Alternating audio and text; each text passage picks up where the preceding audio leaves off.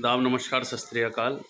मैं मोहम्मद शाहनवाज आज आपके बीच फिर एक बार हाजिर हूँ और मेरे साथ हैं लोक समाज पार्टी के राष्ट्रीय अध्यक्ष श्री गौरीशंकर शर्मा जी, पेशे से वकील हैं। शर्मा जी, स्वागत है जी आपका। नमस्कार। देश के अंदर भुखमरी जैसे हालात हैं, बेरोज़गारी चल रही है, कोई भी पार्टी बोलने को तैयार नहीं है। बेरोज़गारी हो या महंगाई हो, और बराबर जो उद्योगपति हैं उनको लोन दिया जा रहा है, जबकि वो लोग घाटे में अपने आप को साबित करने में लगे जी हुए जी। हैं। क्या कहना है इसमें आप? देखिए, जहाँ तक महंगाई भुखमरी का हालात पैदा कर दिए हैं, यह भारतीय जनता पार्टी और उनके जो मूल संस्था है आरएसएस, उनकी सोच ही ये है कि इस देश में गैर बराबरी स्थापित करो और इस तरह की गैर बराबरी हो जाए कि कुछ लोगों के पास देश की संपत्ति अथाह हो और बहुत बड़ी आबादी के पास संपत्ति न रहे। इस अपने विजन में वो सफल हो रहे हैं, लगभग सफल भी हो गए हैं। और वो चाहते हैं कि जब लोगों के पास पैसा नहीं रहेगा, संपत्ति नहीं रहेगी, तो अपने रोजी रोटी के लिए जूझते रहेंगे और फिर उनको आंदोलन का और सब कोई बात या चिंतन ये सब छोड़ देंगे और सरकार अपने मंसूबे में सफल रहेगी, शासन करती रहेगी। तो लोक समाज पार्टी का इस पर चिंतन ये है कि महंगाई को रोकने के लिए जो लोकसभा विधानसभा का चुनाव है वो सरकारी फंड से कराया जाना चाहिए।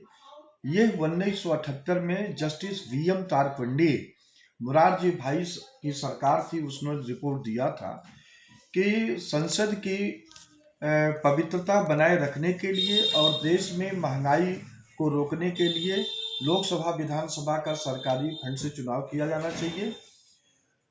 लेकिन तब की सरकारें 78 के बाद में 89 में अपना बीपी सिंह आए, चंद्रशेखर जी रहे, फिर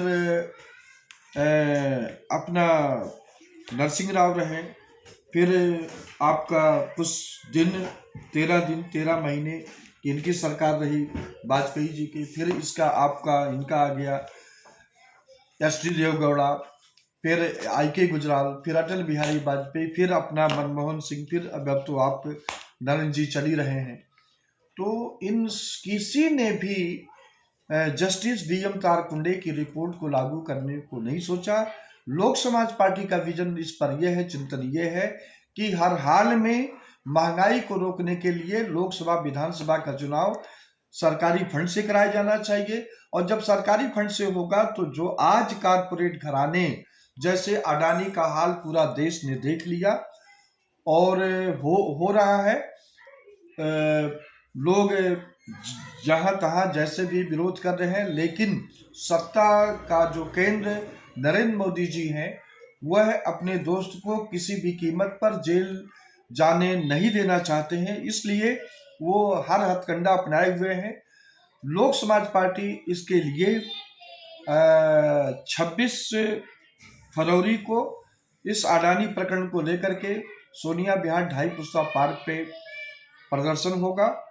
और जब जस्टिस वीएम तारकुंडे की रिपोर्ट लागू हो जाएगी तो जो भी सरकार उसके माध्यम से बनेगी, जब कारपोरेट घरानों से फंड नहीं मिलेगा, नहीं लेंगे और जनता के पैसे से सरकार बनेगी, तो किसी की भी कीमत पर ईमानदार सरकार किसी भी कारपोरेट घराने या बड़े व्यापारियों को, जनता को लूटने नहीं देगी, जिस तरह से आज नरेंद्र मोदी दोनों हाथों से लोगों को लुटवा रहे हैं। ये तो रहा महंगाई को रोकने का काम कैसे किया जाए। और फिर आगे भुखमरी की जहां तक बात है, आज हमारे देश में अनाज की कमी नहीं है, लेकिन उसको इस तरह से कैद कर दिया गया है, डिस्ट्रीब्यूशन सिस्टम इतना बेकार कर दिया गया है कि जिसको जरूरत है उसको नहीं मिलता है या कम मिलता है, और जिसको नहीं जरूरत है उसको मिल जाता है। तो और आगे भी इस अनाज की उत्पादकता को और बढ़ाने के लिए लोक समाज पार्टी का जो विजन है, स्लोगन है, हर खेत को पानी हर हाथ को काम, यही है लोक समाज पार्टी का पैगाम।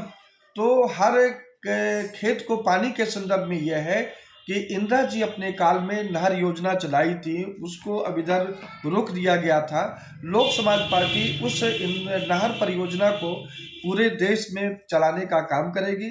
जहां पर संभव नहीं होगा तो वहां पर नहरों का संभव नहीं है तो तालाबों का निर्माण कराया जाएगा, जिससे अधिक से अधिक क्षेत्रों में सिंचाई का साधन उपलब्ध हो और सौर सोलर पंप लगाए जाएंगे, जिससे डीजल पेट्रोल की कमी ना हो। जब हम हर खेत को पानी पहुंचाने में सफल हो जाएंगे तो हर हाल में हमारी दूसरी हरित क्रांति संभव हो जाएगी। दूसरी हरित क्रांति आने से एक हर खेत का जो पानी का कंसेप्ट होगा तो अनाज उत्पादन संपन्न हो जाएगा। और हर हाथ को काम के संदर्भ में यह है लोक समाज पार्टी का विजन कि 1992 से लेकर के इधर जितनी भी सरकारें रही हैं उन्होंने सरकारी औद्योगिकीकरण जो है रोक दिए हैं। उसके पहले 1947 के बाद जब देश आजाद हुआ और 92 तक हर साल 1, 2, 4 कारखाने लगाने की घोषणा होती थी। आज जब घोषणा हो गया तो 2-3 साल में 2-3 कारखाने बन के तैयार हो जाते थे, और जब कारखाने सरकारी तैयार होते थे तो उस पर सैकड़ों नौकरियां नहीं, हजारों लाखों में नौकरियां मिलती थी। उसी के तर्ज पर लोक समाज पार्टी हर साल सरकारी औद्योगिकीकरण कराएगी, जिससे हमारे युवकों को सरकारी नौकरी करने का अधिकार भी हो जाए। साथ ही साथ जो सरकारी संपत्ति प्राइवेट हुई है उसको हम सरकारी कर देंगे, और जो सिक इंडस्ट्रीज हैं, बीमार इंडस्ट्रीज हैं, उसको हम फिर से चालू करवाएंगे। जो पद पूरे देश में खाली हैं, चाहे केंद्र में या राज्य में, तो जहां जहां भी लोक समाज पार्टी की सरकारें बनेंगी उन राज्यों में, केंद्र में जो खाली पद है उसको साल भर पहले हम लोग भरने की प्रक्रिया चालू कर लेंगे। और जब पद खाली होगा उसके पहले, मतलब ये तो जो खाली है उसको 1 साल के अंदर में पूरा कर लेंगे, और जो भविष्य में जो खाली होगा उसको साल भर पहले भरने की प्रक्रिया कंप्लीट हो जाएगी, जिससे इधर लोग सेवानिवृत्त हो, रिटायर हो, उसी दिन दूसरा आदमी तैयार है उस पद को पाने के लिए। तो इस तरह हम लोग लोक समाज पार्टी महंगाई के संदर्भ में, भुखमरी के संदर्भ में और बेरोजगारी के संदर्भ में विजन स्पष्ट है। रही बात अडानी की, अडानी को कांग्रेस ने भी बढ़ावा दिया, कम दिया अंबानी वगैरह को, लेकिन नरेंद्र मोदी कुछ सीमा से ज्यादा किए, जिसका परिणाम ये हुआ कि देश का करीब करीब 2.5 लाख करोड़ पैसा डूब गया, चाहे LIC का हो, चाहे बैंकों का हो, सरकारी बैंकों का हो। मैं नरेंद्र मोदी जी से पूछना चाहता हूं और उनके अंधभक्तों से पूछना चाहता हूं, जब सुब्रत राय सहारा का 24,000 करोड़ के लिए उनको महीने में जेल रखा जा सकता है, तो इस अडवाणी के जहां पर सूचना आ रही है कि कंपनी में कोई प्रोडक्शन नहीं, कोई कर्मचारी नहीं है, ऐसी कंपनी बना करके ये अपना शेयर बढ़वाते थे, लोग खरीदते थे, और जब पता चला तो ये धड़ाम से गिर गए। तो मेरी मांग है, लोक समाज पार्टी की मांग है कि अडानी के खिलाफ कार्रवाई होना चाहिए, चूंकि नरेंद्र मोदी जी जान से उनको बचाने का प्रयास कर रहे हैं, अर्थात नरेंद्र मोदी सरकारी काम में बाधा डाल रहे हैं, तो नरेंद्र मोदी के खिलाफ भी सरकारी काम में बाधा डालने का मुकदमा दर्ज होना चाहिए और उनको प्रधानमंत्री से बर्खास्त करके और जेल में डालना चाहिए। मेरा सवाल था कि जब हमारा देश किसी देश से यहाँ पर अनाज पैदा होता है जी, फिर भी जो गरीब रेखा का राशन कार्ड है, दिल्ली के अंदर तो ऐसा चल रहा है, और पूरे देश के अंदर प्रधानमंत्री जी ने ये भी कह दिया है कि अब गेहूं नहीं मिल रहा है। लोग परेशान हैं कि गेहूं क्यों नहीं मिल रहा है। चावल उनको दिए जा रहे हैं 32 किलो, जिनको गेहूं मिलना चाहिए उनको 12 किलो गेहूं मिल रहा है। ऐसा क्या हो गया है? वो देखिए, अभी जो यूक्रेन और रसिया का युद्ध हो रहा है, तो यहाँ के जो इंडस्ट्रियलिस्ट हैं, जो गेहूं क्रेता व्यापारी, उनका मेन विजन है कि हम इस युद्ध के दौर में मांगे अनाज पर हम निर्यात करें, जिससे हमारा लाभ हो, और सरकार भी उनको प्रॉफिट कराने के लिए ये गेहूं वहां निर्यात कर रही है, जिसके कारण उनका लक्ष्य है कि देश में गेहूं कम दिया जाए। जो मैं सोचता हूँ ठीक है, जो देश का देश विदेश अंतर्राष्ट्रीय समस्या है उनको भी। तो फिर आटा 40 रुपए किलो क्यों बिक रहा है?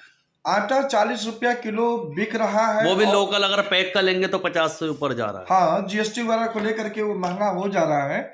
लेकिन ये सरकार जो है चुनाव में आलू वाले से दाल वाले, चावल वाले और सीमेंट, लोहा, सरिया, कपड़ा, जितने भी उत्पादक व्यापारी हैं, उन सभी से चुनावी बांड के माध्यम से स्वेच्छा से या जबरदस्ती पैसा ली है, और जब ली है, सत्ता में बरकरार है, तो उनको लूटने का मौका दे रही है।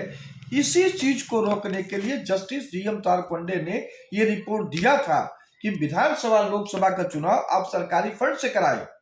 ठीक है, बहुत बहुत शुक्रिया। जी, धन्यवाद।